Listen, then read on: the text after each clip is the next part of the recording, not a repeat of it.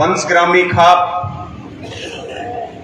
राखी 12 खाप, सतरोड़ खाप के समस्त उपस्थित हमारे तमाम प्रतिनिधि, हमारे मीडिया के बंधु, तमाम हमारे कलाकार साथी जो पहले दिन से यहां अपनी सेवाएं दे रहे, हमारे अनशनकारी किसान और मेरे सामने बैठे मेरे पिता तुल्य बुजुर्गों, नौजवान साथियों, किसान बिरादरी के सरदारों और प्यारे बच्चों, मैं काफी लंबे समय से बैठ करके अनेक वक्ताओं के विचार सुने, सबसे चर्चा भी हुई।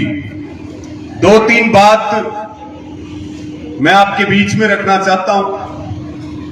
साथियों, ये अपने आप में एक रिकॉर्ड है और इस रिकॉर्ड को तो गिनीज बुक वालों को लिख लेना चाहिए कि केवल फसल खराब के मुआवजे की मांग को लेकर के और किसी तहसील को पिछले 33 दिनों से ताला मार करके किसान बैठे हैं और उसके बाद भी जो हरियाणा की सरकार है सुशासन की बात करती है, हरियाणा सरकार किसान, गरीब मजदूर और युवा की बात करती है, ये उस सरकार के ऊपर सवालिया निशान है कि 33 दिन से सरकार कहां है। सरकार और प्रशासन किसी को नजर आ रहा हो तो हाथ उठा करके बताओ।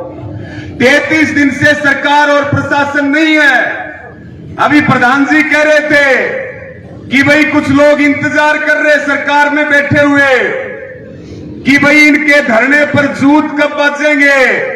तो सरकार वालों को यह बात पता होना चाहिए कि जो हमारे जूत बाजने का इंतजार कर रहे, हमारे विवाद होने का इंतजार कर रहे, हमारा विवाद नहीं होगा क्योंकि हम 13 महीने की ट्रेनिंग कर करके बैठे हैं। जो हमारे विवाद का इंतजार कर रहे, उनकी कमर भी टूटेगी और उनकी कब्र भी खुदेगी और किसानों की मांग पूरी होगी। साथियों, सरकार में बैठे हुए चाहे वो उप मुख्यमंत्री दुष्यंत चौटाला हो, जिन्होंने नाक का सवाल बना रखा है कि भाई किसानों को मुआवजा नहीं देना, जिनकी राजनीति की शुरुआत यहां से होती है, जो अपनी नाक बचाना चाहते हैं, उस दुष्यंत चौटाला को यह बात पता होना चाहिए कि नाक किसी कीमत पर नहीं बचेगी, नाक तो कटेगी, कट करके रहेगी। ये बात तय है।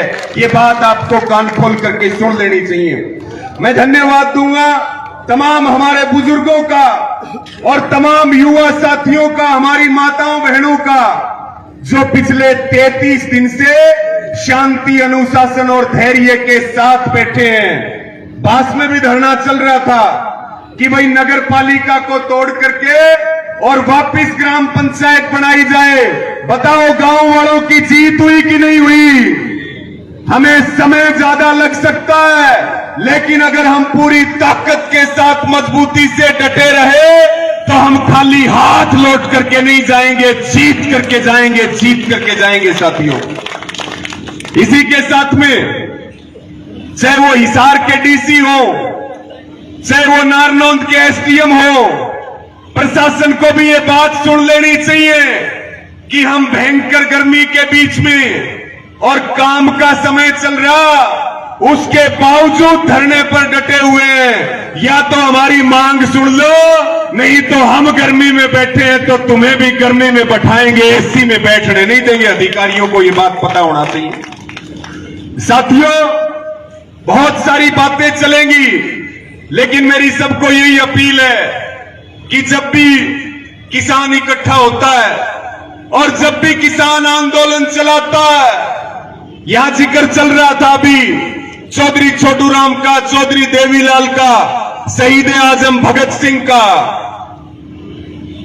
हम सारे सरकार को स्पष्ट रूप से ये बात कहना चाहते हैं, मांग हमारी सीधी सी है, खराब फसलों का मुआवजा चाहिए और जो फर्जी मुकदमे दर्ज हुए हैं उन मुकदमों की वापसी होनी चाहिए, नहीं तो हम मरेंगे तो सरकार वाले भी चैन की सांस नहीं ले पाएंगे, वो चैन से बैठ नहीं पाएंगे सरकार के लोग, क्योंकि गुंडागर्दी चल रही, तानाशाही चल रही है। और उनको ये पता होना चाहिए कि किसान उगाना जानता है तो किसान काटना भी जानता है और किसान बोना जानता है। जिसको किसान ने काट दिया वो दोबारा बावड़ के जम में नहीं गा। उदाहरण देख लो, ठाकर के इतिहास देख लो।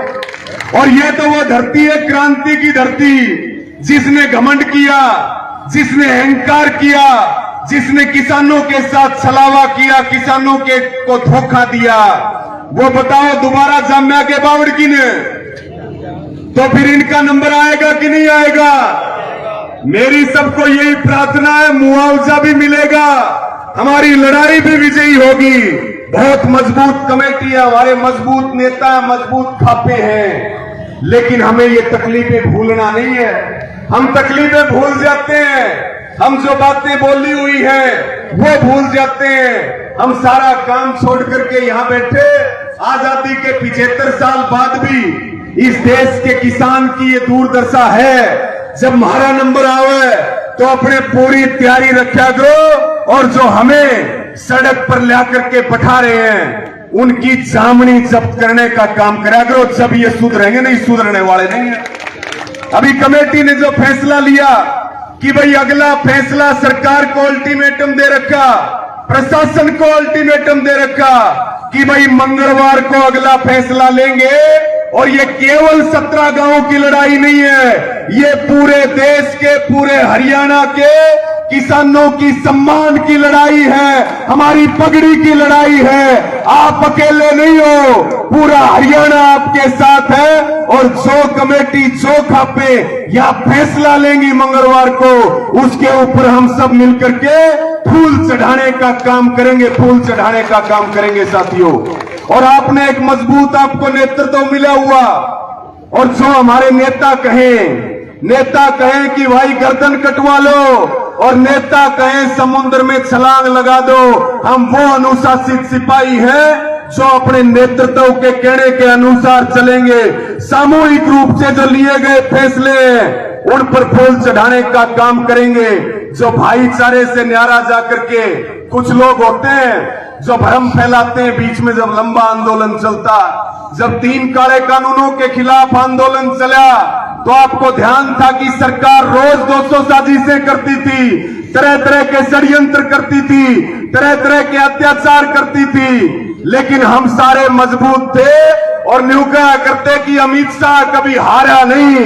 आपने उस अमित शाह की दुकान बंद करके उसको घर बैठा दिया। ये ताकत है, ये तो इनका तो कोई डूबता नहीं, इनकी तो कोई दुकान भी नहीं है। इसलिए पुनः मैं आज आप सबके बीच में विशेष रूप से, जो आप लंबी लड़ाई लड़ रहे और बहुत तरीके से, बहुत अनुशासन से लड़ाई लड़ रहे, आप सबको शीश झुका करके, आपके सबके चरणों में नतमस्तक होकर के आपका आभार प्रकट करता हूं। अगली घोषणा हो, जो अगला फैसला लिया जा, उसके ऊपर एक बार दबके चोटा मार दो, इनके सारा के जो है ना गुर्दे ढीले हो जाएंगे, सारों के ढीले हो जाएंगे। एक बार ताकत लगा दो पूरी।